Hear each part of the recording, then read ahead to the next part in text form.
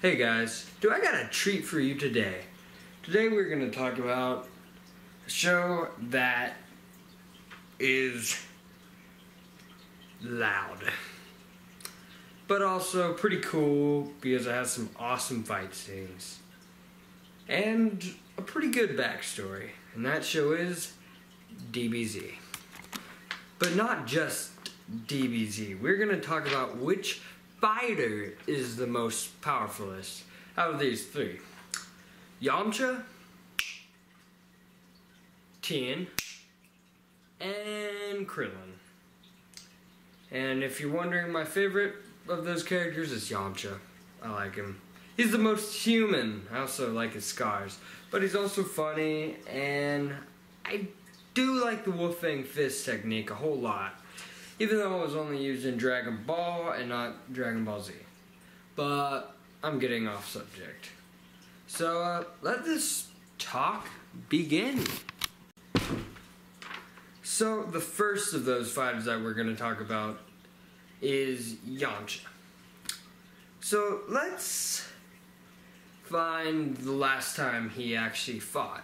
So in the Buu saga and anything after that, it's pretty clear that he was retired because he was wearing a yellow suit and you never saw him fight, and I'm pretty sure there was a part in the show where he actually said, "I am retired."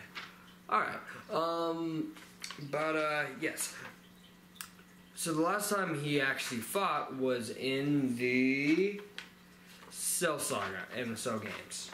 So let's compare his power levels in the Cell Saga and the Cell Games. His power level in the Cell Saga was 350,000. Pretty good. His power level in the Cell Games was 500,000. So between those two times, where I believe it was a year apart, but I'm probably wrong on that one.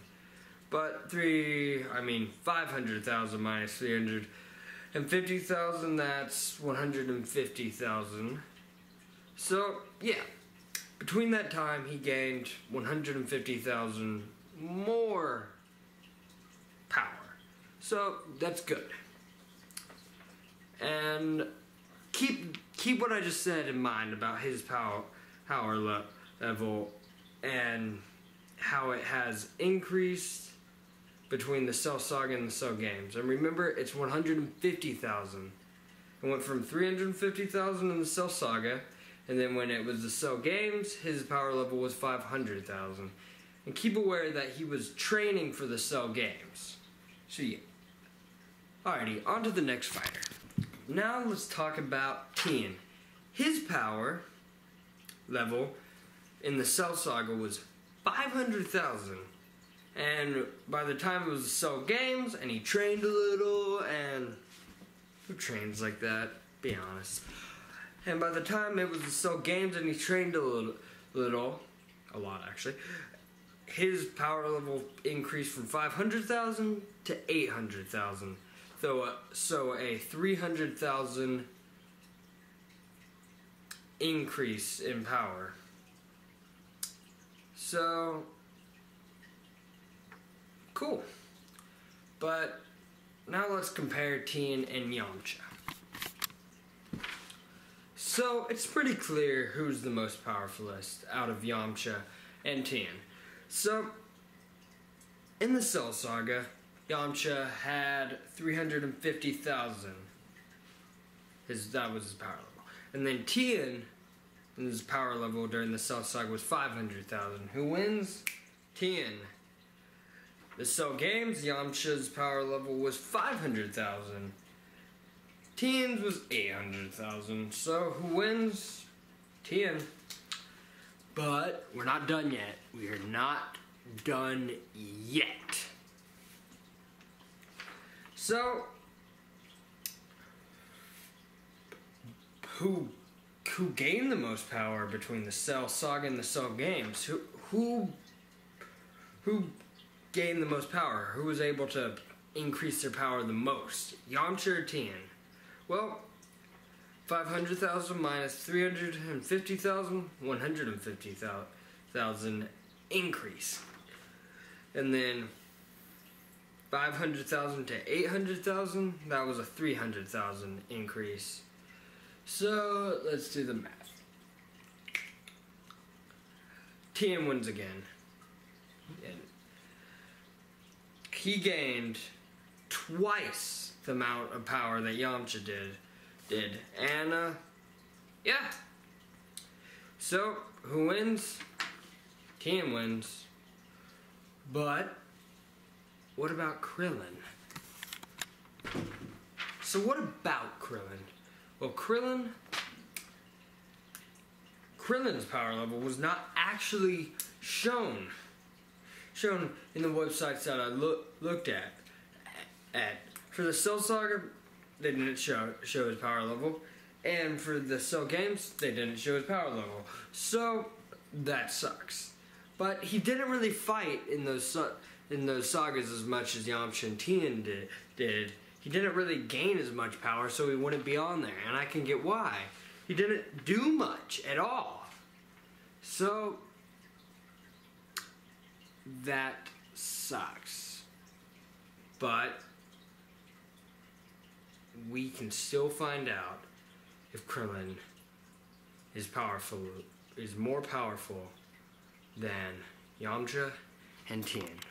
How, you ask? Well, I'll show you. So, as you know, I can't compare Krillin's power to Yamcha and Tien's during the Cell Saga or the Cell games. Like I said, he didn't do much. He did fight a Cell Jr., but he didn't train as much. You could see that in this show. But guess what? I found another way. And that other way is going way back in the DBZ series. You know, when Raditz came to Earth and when the Cybermen attacked. So, let's do this. So, Krillin's power level was 206 when Raditz came to Earth. And Yamcha's power level was 170. Alrighty? Now let's compare that to when the Cybermen came around. You know, they trained a little more. They got more powerful. A lot, actually. Krillin's power level when the Cybermen attacked was 1,350. And Yamcha's was 1,200. So, yeah. And why haven't I said Tien? Because even back then, Tien's power level was powerfuler. When Raditz was on Earth, his was 250. Krillin's was 206. Yamcha's was 170. Tien wins. Then the attack of the Cybermen, Tien's was 1,600. And Krillin's was 1,350 and Yamcha's was 1,200. So any way I put it, he's gonna win. So, yeah. But let's go back to Krillin and Yamcha. So, when Raditz was on Earth, Krillin was 260, had a power level of 260, and Yamcha had a power of 170. When the Cybermen attacked, larger numbers, 1,350 for Krillin, 1,200 for Yamcha. But who trained more? Who could gain the most power in that time, the waiting time between Raditz and the Cybermen? Well, I did the math, and Krillin had a 1,144 increase in power level, but Yamcha only had a 1,030 increase in power level. So, Krillin wins, along with Tien-san. But if you think about it, during the end of the series, Krillin did retire a little bit earlier. So if Yamcha kept on training, there might have been a point where Yamcha was more powerful than Tien. Krillin. And chances are there were some points in the show where Yamcha was more powerful than Krillin, but then Krillin would surpass him, or the other way around. So chances are they're even, but my math says that both Tien and Krillin are more powerful than Yamcha, and then Tien's more powerful than Tien's more powerful than Krillin, so Tien is the most powerful list of those fighters. But Yamcha's still cool.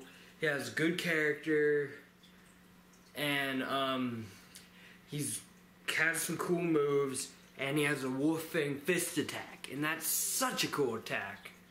So yeah, this concludes this episode of, what should I call this? DBZ time. I'm gonna call it that. And see you next time.